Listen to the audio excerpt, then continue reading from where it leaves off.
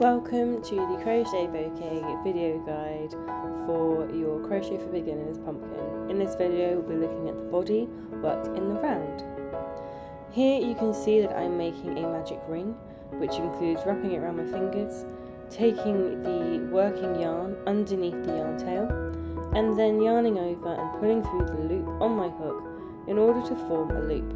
What you can also do is do a chain 2 and work all of your stitches into the second chain from hook, also known as the first chain, so the one next to your slip knot. You're going to work 6 double crochets into your chosen method, that is inserting your hook, no yarn over, then yarning over once you've inserted your hook, pulling that back through, pulling up a loop, yarning over and pulling through the 2 loops on your hook.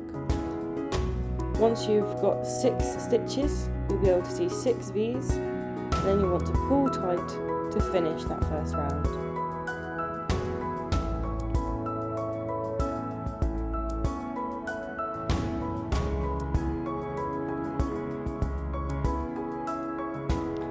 For your second round, you're going to be working 2 double crochets, known as an increase, into each stitch.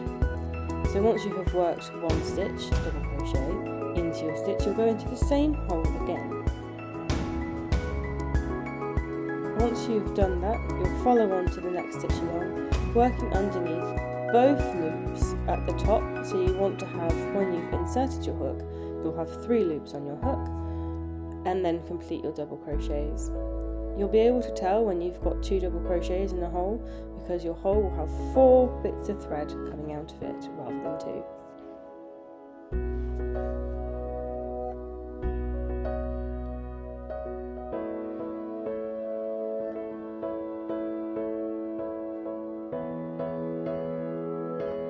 For your third round, you're going to work in the stitch pattern of 1, 2 for your stitches, or a double crochet, 2 double crochets, a double crochet and an increase. An increase refers to there being 2 stitches in the same space, sometimes more, but this will be noted in patterns. So you'll work 1 double crochet and then 2 double crochets into the next stitch along. To identify your stitches and how many you've got in each, you'll be looking for the number of strings coming out of the hole. So if you see that you've got 2 strings coming out of the hole, that means you've worked 1 double crochet. If you have 4, then it's 2. And if it's 6, you've got 3. Sometimes it happens, we lose count. If you find that you've got too many stitches at the end of your round, just undo your last increase. It's nice and easy, don't worry too much.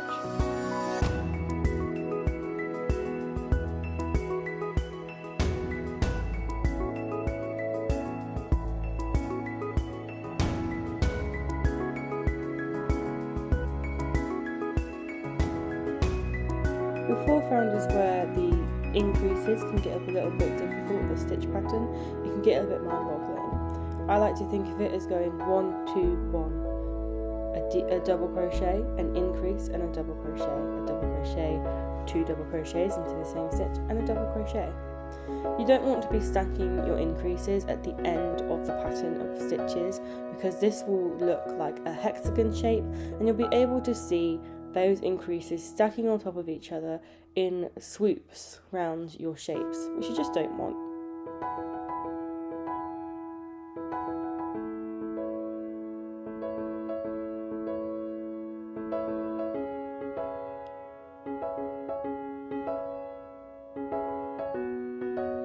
For your larger sizes, you'll continue to work increases in your rounds following these specific patterns. Also see your PDF or printout for this information. Once you've reached your desired size, you're going to do a double crochet into each stitch as you go around. So for your small size, it will be 24 stitches per round. For your medium, it will be 42, and for your large, it will be 60.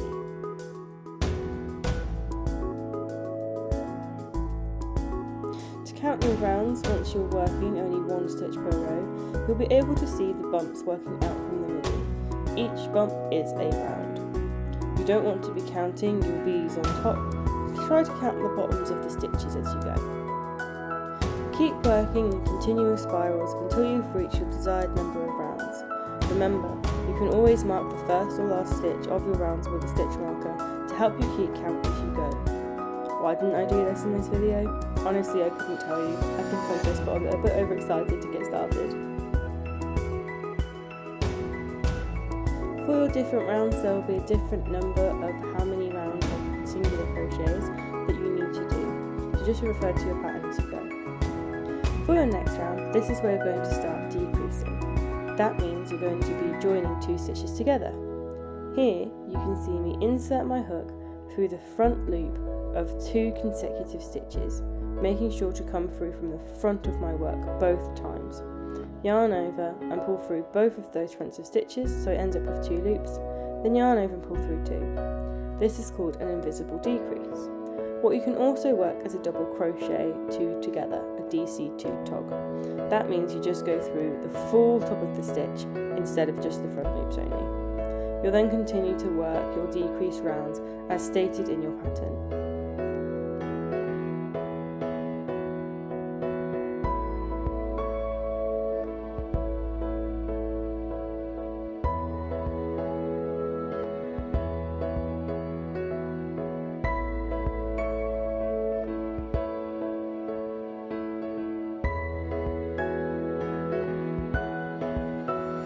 Once you reach your second to last round, so when you have 12 stitches per round, you're going to stuff your pumpkin then, just to allow yourself a big enough hole to get it all in. Here you can see I'm using an exploded pom-pom actually, that fell apart whilst making to stuff my pumpkin, as we like to reduce, reuse and recycle. Of course you can always use some pillow stuffing or some toy stuffing known as fibre fill with your pumpkins as well. Once you've got a nice healthy stack of yarn offcuts, you could always use those too. Just stuff your pumpkin until it is decently stuffed, nice and squishy, but not too hard, not too soft either. You'll then continue to work your final round.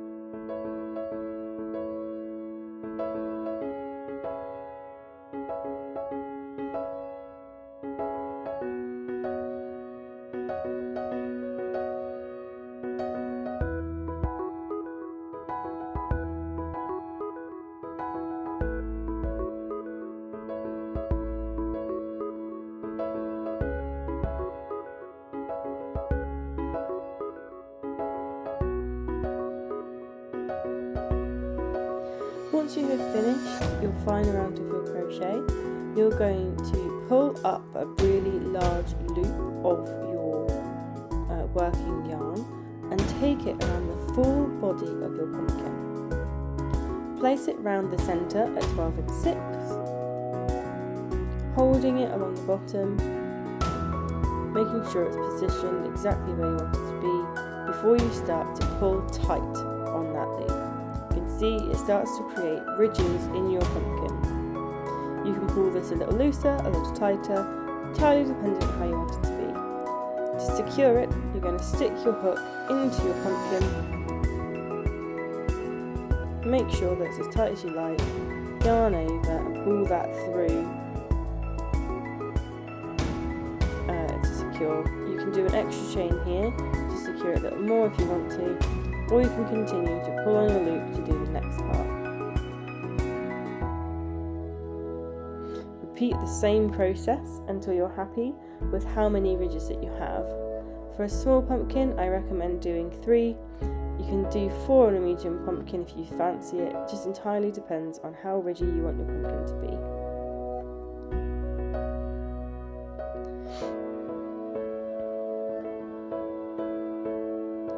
Once you've completed your final ridge, you're going to secure that last little bit in the exact same way as you've secured your other ridges by sticking your hook through and just tying it off nice and neatly.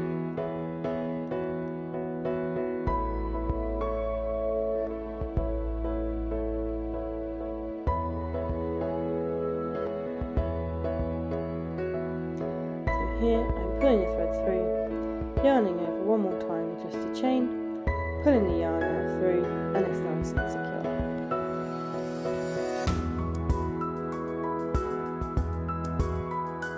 Once you're happy, you can give the yarn ends a little bit of a trim. Don't worry too much about sewing them in, as you'll be able to hide them under the stalk. And there you have it. Your In the Round pumpkin is complete.